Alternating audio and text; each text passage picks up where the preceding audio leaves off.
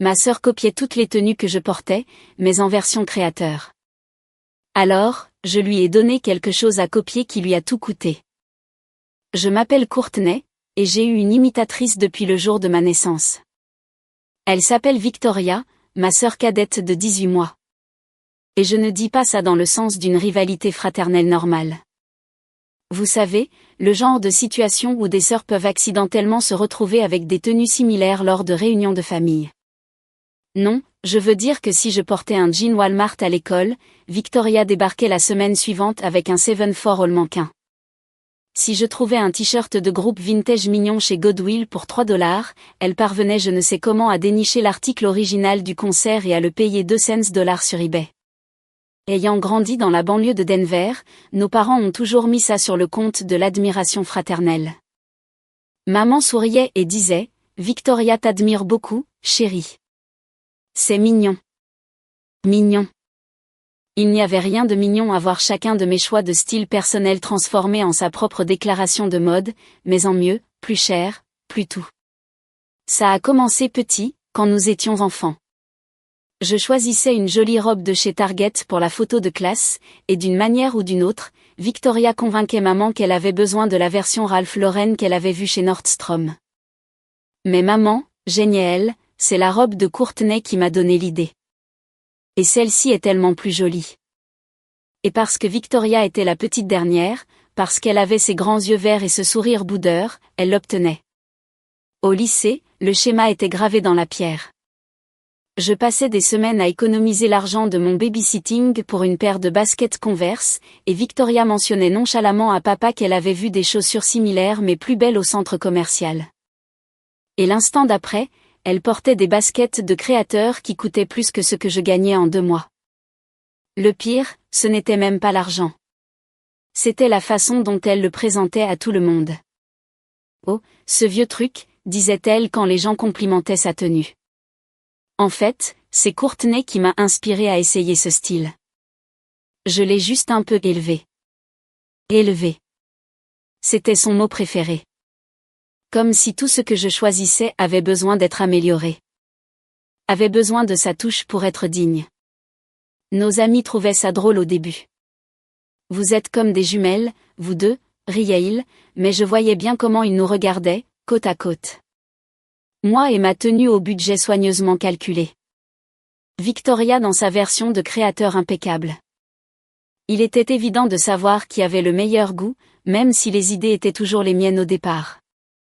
La compétition nous a suivis jusqu'à la fin du lycée, puis à l'université du Colorado, où Victoria avait toujours, je ne sais comment, le budget pour des versions meilleures de tout ce que je découvrais.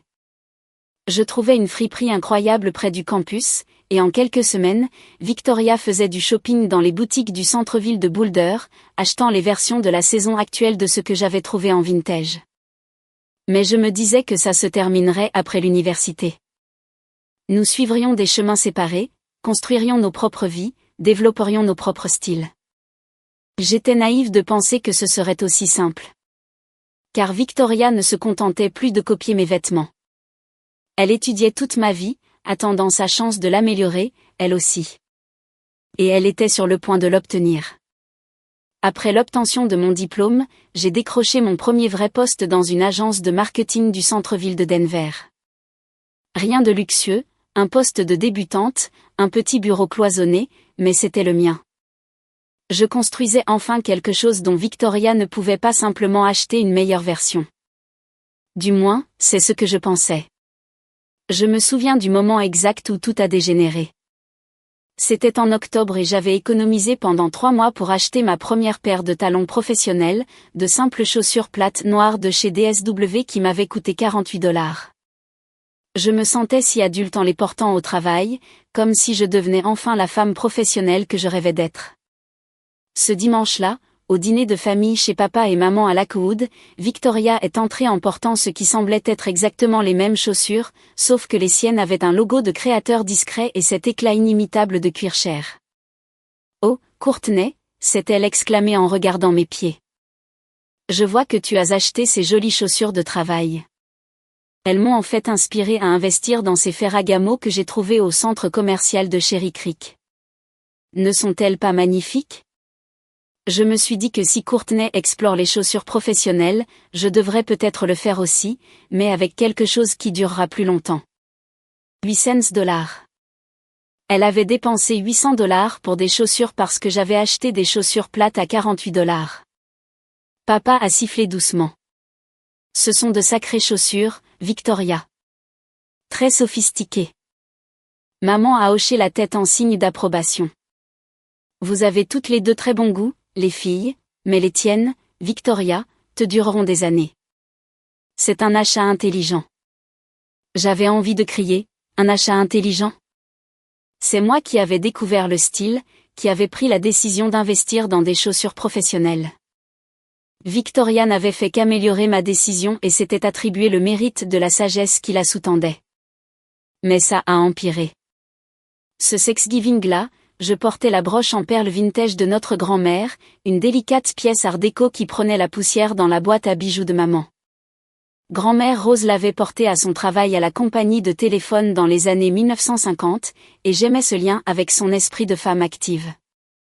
Tout le monde l'a complimentée au dîner. C'est magnifique, Courtney, a dit notre tante Sarah. Tellement unique.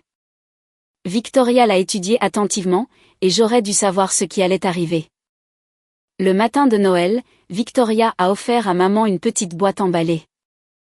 À l'intérieur se trouvait une broche en perles modernes, aux lignes plus épurées, avec des perles plus grosses, de toute évidence faites sur mesure. J'ai été tellement inspirée par la pièce vintage que Courtney portait, a-t-elle annoncé. J'ai fait faire celle-ci par un bijoutier d'Aspen. Elle a ce même esprit classique, mais modernisé pour aujourd'hui.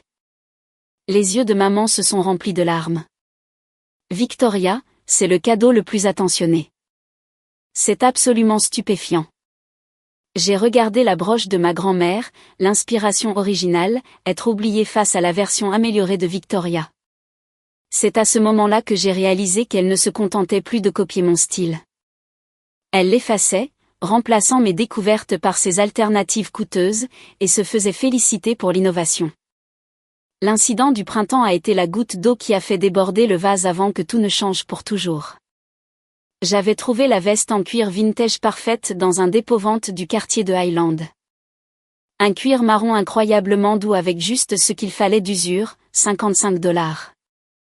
Je l'ai porté à un premier rendez-vous avec ce type du travail. Et je me sentais incroyable, confiante, moi-même.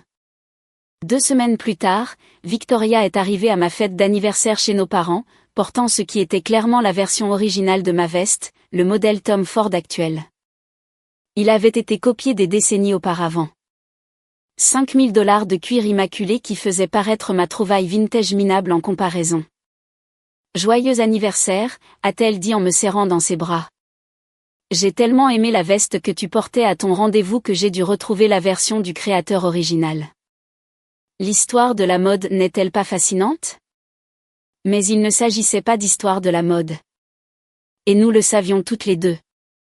Il s'agissait de contrôle, de s'assurer que peu importe ce que je découvrais, ce que je choisissais, ce pourquoi j'économisais, Victoria aurait toujours la meilleure version. C'est alors qu'elle a commencé à se montrer à mon immeuble de bureau. Les visites de Victoria sur mon lieu de travail ont commencé de manière assez décontractée. Elle m'envoyait un texto vers l'heure du déjeuner. Et, je suis dans ton quartier. Tu veux prendre un café? Et parce que c'était ma sœur, parce que j'espérais encore que nous pourrions avoir une relation normale, je disais oui. Mais j'ai commencé à remarquer des choses. Comment ses yeux scannaient ma tenue quand nous nous retrouvions dans le hall. Comment elle commentait les pièces que je portais. Ce blazer est si mignon. Il est nouveau? Ou, j'adore comment tu as assemblé ça. Très créatif. Au début, je pensais qu'elle se montrait simplement fraternelle, peut-être même qu'elle me soutenait. Mais ensuite, j'ai commencé à voir les résultats sur son Instagram. Victoria avait toujours été plus douée que moi pour les réseaux sociaux. Elle avait 3 fois plus d'abonnés, publiait quotidiennement et semblait vivre cette vie glamour pleine de restaurants chers et de virées shopping de luxe. Mais maintenant, ses publications commençaient à me paraître familières. Je portais une combinaison spécifique au travail, disons, un blazer marine avec une chemise rayée et un collier imposant. Et en une semaine, Victoria se publiait dans la version de créateur du même look. Mais elle le portait dans un endroit incroyable, comme le bar sur le toit du Four Seasons ou un événement exclusif à Vaille. Les légendes étaient le pire. J'adore ce look professionnel classique. Parfois, les combinaisons les plus simples sont les plus élégantes. Tenue de travail inspiration style basiques revisité. Mes collègues ont commencé à suivre son compte. Ils venaient au bureau et disaient des choses comme « Ta sœur a un style incroyable ». J'ai vu sa publication sur cette combinaison blazer et rayures. Tellement chic. J'avais envie de dire que c'était ma tenue d'abord, mais à quel point cela aurait-il semblé pathétique? Comment pouvais-je prouver que mon blazer Target avait inspiré son blazer Armani? Les visites sur mon lieu de travail ont augmenté. Soudain, Victoria était dans mon quartier 2 fois par semaine, toujours avec une excuse. Elle rencontrait un client à proximité, elle avait entendu parler d'un super endroit pour déjeuner où elle voulait me déposer quelque chose que maman lui avait demandé de me donner. Mais j'ai remarqué qu'elle chronométrait ses visites pour le moment où je revenais du déjeuner, où je sortais prendre un café ou où je partais pour la journée. Toujours quand elle pouvait voir ce que je portais. Puis est arrivé le jour d'été qui a tout changé. Je retournais à mon immeuble après avoir pris un sandwich, portant cette jolie robe d'été que j'avais trouvée chez TJ Maxx, quand j'ai aperçu la BMW argentée de Victoria garée de l'autre côté de la rue. Elle n'essayait même plus de se cacher. Elle était assise dans sa voiture, le téléphone pointé dans ma direction, prenant clairement des photos. Je l'ai confrontée ce soir-là. « Victoria, est-ce que tu prenais des photos de moi aujourd'hui ?» Elle n'a même pas nié. « Oh, ça. Je capturais juste un peu d'inspiration de style de rue. Tu avais l'air si bien mise, et j'ai pensé que la robe était parfaite pour l'esthétique que je recherche. » L'esthétique que tu recherches ? C'est ma robe. Eh bien, évidemment, je prendrai une version plus belle, a-t-elle dit, comme si c'était la chose la plus raisonnable au monde.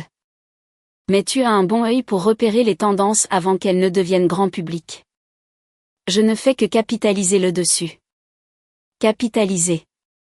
Elle traitait mon style personnel comme une étude de marché. Mais je n'avais aucune idée jusqu'où elle était prête à aller, jusqu'à 5 jours avant mon mariage, quand j'ai découvert qu'elle avait franchi une ligne que je n'aurais jamais imaginé qu'elle franchirait. Le matin où j'ai trouvé la porte de mon placard grande ouverte et ma robe de mariée disparue, j'ai su que Victoria avait enfin pris la seule chose que je pensais sacrée. La planification de mon mariage avait été le seul domaine de ma vie où je me croyais à l'abri des imitations de Victoria. Comment pourrait-elle améliorer un mariage alors qu'elle ne sortait même avec personne sérieusement? Pendant des mois, je m'étais sentie libre de partager des détails avec ma famille, de m'enthousiasmer pour des choix qui me semblaient purement miens. Mon fiancé, Derek, et moi avions réservé les jardins botaniques de Denver pour une petite cérémonie en mai. J'avais économisé pendant 2 ans pour m'offrir la robe de mes rêves, une robe trapèze simple mais élégante avec de délicates manches en dentelle que j'avais trouvée dans une boutique de Cherry Creek. Ce n'était pas la robe la plus chère de la boutique, mais elle était parfaite pour moi, et elle représentait quelque chose de plus grand. La preuve que je pouvais choisir quelque chose de beau sans la vie ou l'amélioration de Victoria. La robe était suspendue dans le placard de ma chambre, dans sa housse de protection, attendant le jour le plus important de ma vie. 5 jours avant mon mariage, j'étais dans mon appartement avec Derek et ma demoiselle d'honneur, Angela, pour finaliser les derniers détails. Nous confirmions la livraison des fleurs quand mon téléphone a vibré avec une notification Instagram. Victoria avait posté une nouvelle photo. La légende disait, quand on sait, on sait. Parfois, il faut juste saisir l'instant.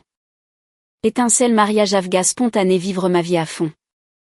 Mais c'est la photo qui a fait s'arrêter mon monde. Il y avait Victoria, en voile et en bustier, debout à côté d'un type que je n'avais jamais vu auparavant dans ce qui était clairement une chapelle de Vegas. Elle était radieuse, éclatante, riant à la caméra. Et elle portait ma robe de mariée. Pas une robe similaire, pas une version inspirée. Ma vraie robe, celle qui aurait dû être suspendue dans mon placard, celle pour laquelle j'avais économisé, dont j'avais rêvé, autour de laquelle j'avais planifié tout le jour de mon mariage. Courtney ? La voix de Derek semblait venir de sous l'eau. Qu'est-ce qui ne va pas ? Je ne pouvais pas parler. J'ai couru dans ma chambre, j'ai ouvert grand la porte du placard et j'ai fixé l'espace vide où ma robe aurait dû se trouver. Angela m'a trouvé en sanglots sur le sol de ma salle de bain, agrippant mon téléphone, fixant la photo de ma sœur dans ma robe de mariée à un inconnu à Las Vegas. Comment? Ne cessais-je de demander, comment l'a-t-elle eue? Victoria avait une clé de mon appartement. Je la lui avais donnée des mois auparavant quand j'étais partie en voyage et que j'avais besoin de quelqu'un pour arroser mes plantes. Je l'avais oubliée, n'imaginant jamais qu'elle l'utiliserait pour voler le vêtement le plus important que je posséderais jamais. Derek m'a tenu dans ses bras pendant qu'Angela appelait frénétiquement toutes les boutiques de mariage de Denver, essayant de trouver quelque chose, n'importe quoi, qui pourrait convenir pour un mariage dans 5 jours. On peut reporter, n'arrêtez pas de dire Derek. On peut attendre de te trouver une autre robe. Mais tous nos invités arrivaient. Le lieu était réservé. Les fleurs étaient commandées. Tout était en marche. Et Victoria avait tout saboté avec son mariage spontané à Vegas dans ma robe. Je l'ai appelée ce soir-là, tremblante de rage et de chagrin. Victoria, tu as pris ma robe de mariée. Oh, ça. Elle semblait si désinvolte, si peu concernée. Je sais que ça a l'air mal, mais Marcus et moi avons juste décidé de nous enfuir pour nous marier et je n'ai pas eu le temps de faire du shopping. Ta robe était juste là et je me suis dit. Tu t'es dit quoi? Que tu pouvais voler ma robe de mariée pour ton mariage à Vegas? Voler est un mot si fort. J'allais la faire nettoyer et te la rendre avant ton mariage, mais ensuite Marcus m'a surprise avec tout ce week-end romantique, et on s'est juste laissé emporter par le moment. Je pouvais entendre le mensonge dans sa voix. Ce n'était pas spontané. Elle avait planifié ça, l'avait chronométré parfaitement pour ruiner le jour de mon mariage. D'ailleurs, a-t-elle continué, je te trouverai une meilleure robe, quelque chose d'un vrai créateur. Tu me remercieras plus tard quand tu verras les photos et que tu réaliseras à quel point tu as l'air plus élégante. C'est alors que j'ai compris que Victoria ne voulait plus seulement mon style. Elle voulait ma vie, mes moments, mes étapes importantes. Elle voulait être moi, mais en mieux. J'ai marché jusqu'à l'hôtel 3 jours plus tard dans une robe empruntée à la cousine d'Angela. Belle, mais pas la mienne. Chaque fois que quelqu'un chuchotait à quel point Victoria était magnifique dans sa robe sur Instagram, je mourais un peu à l'intérieur. Mais alors que je me tenais à cet hôtel, promettant d'aimer Derek pour toujours, je me suis fait une autre promesse. Victoria ne me volerait plus jamais. Je devais juste attendre la bonne occasion pour m'en assurer. 3 mois se sont écoulés après mon mariage, et les dîners de famille sont devenus des exercices de tension à peine contenus. Maman et papa ne cessaient de s'extasier sur la fugue romantique de Victoria tout en marchant sur des œufs autour de mes sentiments manifestement blessés. Victoria agissait comme si de rien n'était, comme si voler ma robe de mariée n'était qu'une autre de ses améliorations de style inoffensive. Mais j'observais, j'attendais, j'apprenais tout ce que je pouvais sur la nouvelle vie de Victoria. Elle avait obtenu une promotion chez Rocky Mountain Financial après son mariage avec Marcus, qui s'est avéré être un consultant en technologie qu'elle avait rencontré lors d'un événement de réseautage. Son Instagram était maintenant rempli de publications sur l'équilibre entre vie professionnelle et vie privée et la progression dans l'échelle de l'entreprise. Elle avait emménagé dans un appartement de luxe à Lodo et aimait clairement sa nouvelle identité de professionnelle de la banque à succès. C'est alors qu'elle a commencé à parler du compte Henderson. Chaque dîner du dimanche, c'était Henderson par-ci, Henderson par-là. Victoria ne pouvait s'empêcher de raconter comment elle avait été choisie pour s'occuper des plus gros clients de la banque, des investisseurs religieux texans ultra-conservateurs et richissimes qui valaient des millions pour la société. Ils sont très pointilleux sur le professionnalisme, disait-elle, rayonnant pratiquement d'autosatisfaction. Des valeurs de la vieille école, une présentation traditionnelle. Ils ont dit à mon patron qu'ils avaient spécifiquement demandé quelqu'un qui comprenait leurs préférences esthétiques. La façon dont elle le disait, on pouvait voir qu'elle se pensait si sophistiquée, si parfaitement adaptée à ses clients à haut risque. La présentation est le mois prochain, a-t-elle continué. Si je décroche ce compte de manière permanente, cela pourrait signifier une promotion au poste d'associé senior, peut-être même une voie vers le partenariat junior. C'est là que tout s'est mis en place dans mon esprit. J'ai passé les 2 semaines suivantes à faire des recherches sur le manuel de l'employé de Rocky Mountain Financial, leur politique de code vestimentaire, leurs récentes décisions en matière de ressources humaines. Ce que j'ai trouvé était fascinant. Juste 6 mois plus tôt, ils avaient licencié un agent de crédit pour avoir porté ce qu'ils jugeaient être une tenue inappropriée à une réunion client. L'employé avait porté une robe qui semblait professionnelle sur les photos, mais qui était apparemment trop révélatrice en personne. Les clients conservateurs s'étaient plaints, la société avait perdu le compte et l'employé avait été licencié dans les 24 heures. Le manuel était très spécifique sur les attentes en matière de tenue professionnelle, en particulier pour les rôles en contact avec la clientèle. Des mots comme « conservateur »,« modeste » et « approprié pour un environnement d'affaires traditionnel » apparaissaient à plusieurs reprises. Victoria devait faire sa présentation au comte Henderson un jeudi matin. Ses clients, selon mes recherches, étaient connus pour leurs croyances religieuses strictes et leurs pratiques commerciales à l'ancienne. Ils avaient changé de banque 2 fois au cours des 5 dernières années en raison de ce qu'ils percevaient comme une conduite non professionnelle de la part de leurs représentants. C'était ça. C'était ma chance. J'ai commencé à chercher la robe parfaite, quelque chose qui serait magnifique en photo dans certaines conditions d'éclairage, mais qui révélerait sa vraie nature sous les dures lumières fluorescentes d'une salle de conférence. Je l'ai trouvée dans une boutique de Reno, une robe de cocktail noir qui ressemblait à une tenue de bureau sophistiquée sous un éclairage tamisé, mais qui était en fait construite avec des panneaux transparents et des découpes stratégiques qui devenaient manifestement évidentes sous une lumière vive. Sur les photos en ligne, elle semblait être une robe trapèze conservatrice. En personne, sous l'éclairage d'une salle de conférence, c'était essentiellement de la lingerie déguisée en tenue de bureau. Parfait. Le propriétaire de la boutique l'a même confirmé. On a beaucoup de retours sur celle-ci. Les clientes disent qu'elle a l'air complètement différente en personne que sur les photos. L'éclairage fait vraiment toute la différence. Je l'ai acheté immédiatement et j'ai commencé à planifier mon piège sur Instagram. Ce samedi-là, j'ai organisé la séance photo parfaite dans mon appartement. J'ai attendu la fin de l'après-midi, lorsque la lumière naturelle était douce et dorée. Je me suis positionnée près de ma fenêtre orientée à l'ouest et j'ai mis la robe noire. Sous cet éclairage, elle avait l'air absolument parfaite pour le bureau. Sophistiquée, professionnelle, appropriée pour n'importe quelle réunion d'affaires. Les panneaux transparents ressemblaient simplement à de subtils détails de tissu. Les découpes semblaient être des éléments de design de bon goût. J'avais l'air soignée et confiante. J'ai pris des dizaines de photos, en m'assurant d'obtenir les angles que Victoria trouverait les plus attrayants.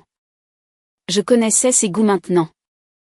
Elle aimait les lignes épurées, les silhouettes classiques, les pièces qui avaient l'air chères et discrètes. Pour la légende, j'ai écrit « Tenue de pouvoir pour lundi prête étincelle ». Parfois, la robe parfaite vous trouve. Tenue de pouvoir motivation du lundi style professionnel inspiration tenue de travail élégance classique. J'ai ajouté tous les hashtags préférés de Victoria, ceux que je l'avais vu utiliser des dizaines de fois.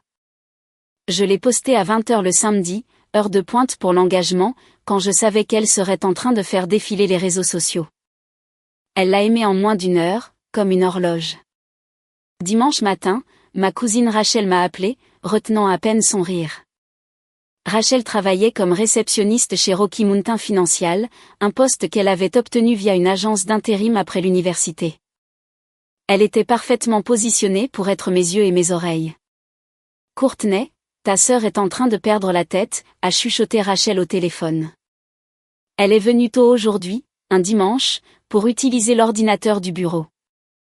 Elle a cherché frénétiquement sur des sites de shopping en ligne toute la matinée, essayant de trouver cette robe de ton Instagram. L'a-t-elle trouvée? Elle a trouvé le site web de la marque il y a environ 1 heure. Je pouvais voir son écran depuis mon bureau. Elle zoomait sur ta photo, la comparant à la fiche produit. Elle avait l'air si soulagée quand elle a vu qu'elle venait d'un de ses créateurs habituels. J'ai retenu mon souffle. Elle vient de passer la commande avec une livraison express. Elle l'aura demain. Parfait. Victoria avait fait exactement ce que j'avais prédit, vu une robe qu'elle pensait parfaite pour sa grande présentation, supposé qu'elle était appropriée pour le bureau en se basant sur ma photo, et l'avait commandée sans lire les détails du produit ou les avis des clients. Pourquoi en aurait-elle eu besoin? Elle faisait confiance à mon œil pour trouver les pièces en premier, et elle faisait confiance à sa capacité à s'offrir la meilleure version. Lundi après-midi, Rachel m'a envoyé des nouvelles par texto. Colis arrivé. Victoria avait l'air si excitée. Elle vient de l'essayer dans les toilettes. Je pouvais l'entendre se parler à elle-même de la perfection de la robe pour jeudi. Elle n'arrête pas de toucher le tissu et de dire « ça va être incroyable ». Mardi. Elle a parlé à tout le monde de sa tenue de présentation parfaite. Elle a même montré la robe à son patron, mais l'a laissée sur le cintre. Il a dit qu'elle avait l'air très professionnelle. Sur des cintres et sous un éclairage tamisé, elle l'était absolument. Mercredi soir, Victoria m'a appelé. Elle semblait plus excitée qu'elle ne l'avait été depuis des mois. Courtney, je dois te remercier pour cette publication Instagram. Cette robe m'a inspirée à trouver la tenue la plus parfaite pour ma grande présentation de demain. J'ai hâte que tu vois à quel point elle est incroyable. Je suis sûre qu'elle sera parfaite pour toi, ai-je dit, et je le pensais. Jeudi matin, j'ai attendu l'appel de Rachel.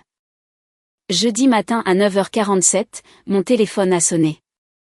Courtney. La voix de Rachel tremblait d'un rire à peine contenu. Oh mon Dieu! Oh mon Dieu! Que s'est-il passé? Elle vient d'entrer dans l'immeuble avec son manteau d'hiver, ce qui semblait bizarre car il est censé faire 21 degrés aujourd'hui. Mais elle est passée devant mon bureau comme si l'endroit lui appartenait, toute confiante et excitée. Et elle est allée directement aux toilettes pour faire les dernières retouches avant la réunion. Je pouvais l'entendre là-dedans, se parler à elle-même, se motiver. Tu peux le faire, Victoria. Ça va être parfait. Je serrais mon téléphone si fort que mes jointures étaient blanches. Puis elle est entrée dans la salle de conférence A, où les clients Henderson attendaient. Je pouvais voir directement dans la salle depuis mon bureau. Rachel, que s'est-il passé? Courtney. À la seconde où elle a enlevé ce manteau, Rachel a fait une pause et je l'ai entendue prendre une profonde inspiration. Ces lumières de salle de conférence ont frappé cette robe et c'était comme voir quelqu'un se faire frapper par la foudre. Raconte-moi tout. Les panneaux transparents qui ressemblaient à de subtils détails de design sur ta photo. Sous ces lumières fluorescentes, ils étaient complètement transparents. Et les découpes qui semblaient de bon goût et minimales, elles montraient tout. Son dos, ses côtés, des parties de son ventre. On aurait dit qu'elle portait de la lingerie à une réunion d'affaires. Je pouvais l'imaginer parfaitement. Victoria, si confiante, si préparée, debout devant les clients les plus conservateurs que sa banque ait jamais eus, portant ce qui était essentiellement une robe de boîte de nuit déguisée en tenue de bureau. Les visages des clients, Courtney. Cet homme plus âgé a littéralement eu le souffle coupé et a couvert les yeux de sa femme. La femme a commencé à chuchoter furieusement à son mari. On pouvait les voir se regarder comme s'ils ne pouvaient pas croire ce qu'ils voyaient. Qu'a fait Victoria? Elle a commencé sa présentation comme si de rien n'était au début, mais on pouvait voir le moment où elle a réalisé que quelque chose n'allait pas. Les clients ne regardaient pas son PowerPoint. Ils fixaient sa tenue, et pas dans le bon sens. Rachel a baissé la voix.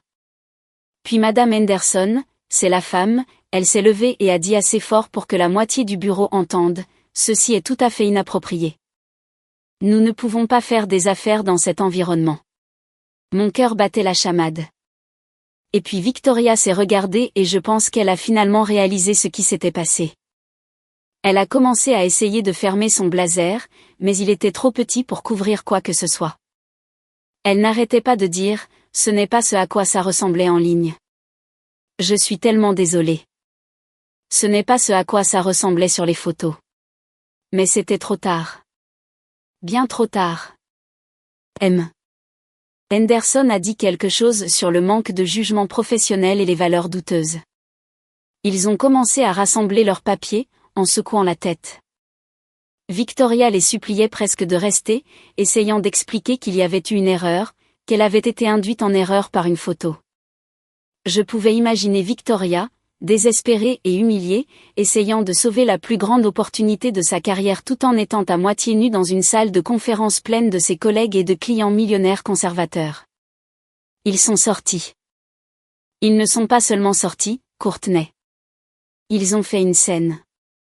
Madame Henderson a annoncé à tout le bureau qu'ils allaient déplacer leur compte ailleurs, qu'ils ne pouvaient pas travailler avec une entreprise qui enverrait quelqu'un de si peu professionnel pour les représenter. Et Victoria? Elle a couru vers les toilettes, en essayant toujours de maintenir son blazer fermé. Je pouvais l'entendre pleurer là-dedans. Puis elle est sortie et est allée directement dans le bureau de son patron. 1 heure plus tard, Rachel a rappelé. Elle a déjà été licenciée. Le compte Henderson valait plus de 10 millions de dollars pour la banque. Son patron ne pouvait pas risquer de la garder après quelque chose comme ça. Les RH ont dit que c'était une question de jugement professionnel et que la violation du code vestimentaire était un motif de licenciement immédiat. Qu'a-t-elle dit? C'est la partie folle. Elle a essayé de leur dire que tu l'avais piégée avec la photo Instagram, que sa sœur l'avait en quelque sorte manipulée pour qu'elle porte des vêtements inappropriés au travail. J'ai presque eu pitié d'elle. Presque. Comment est-ce que c'est passé? À peu près aussi bien que vous pourriez l'imaginer. Ils l'ont regardée comme si elle faisait une dépression nerveuse. Son patron a dit quelque chose comme « Victoria, vous êtes une adulte. Personne ne vous a forcé à porter cette robe ou ne vous a empêché de la regarder correctement avant une présentation majeure. » 3 semaines plus tard, Victoria est retournée vivre chez nos parents. Son mariage avec Marcus n'a pas survécu à l'embarras et au stress financier. Son Instagram est devenu silencieux pour la première fois depuis des années. Elle consulte toujours mes réseaux sociaux. Je peux la voir parfois dans les vues de mes stories, mais elle ne copie plus mes tenues. Elle ne peut plus se le permettre. Et chaque fois que je m'habille maintenant, je pense à ce moment où elle a enfin compris que certaines choses ne peuvent pas être améliorées. On ne peut pas se soustraire à certaines conséquences en payant. Certains pièges sont parfaits tels qu'ils sont.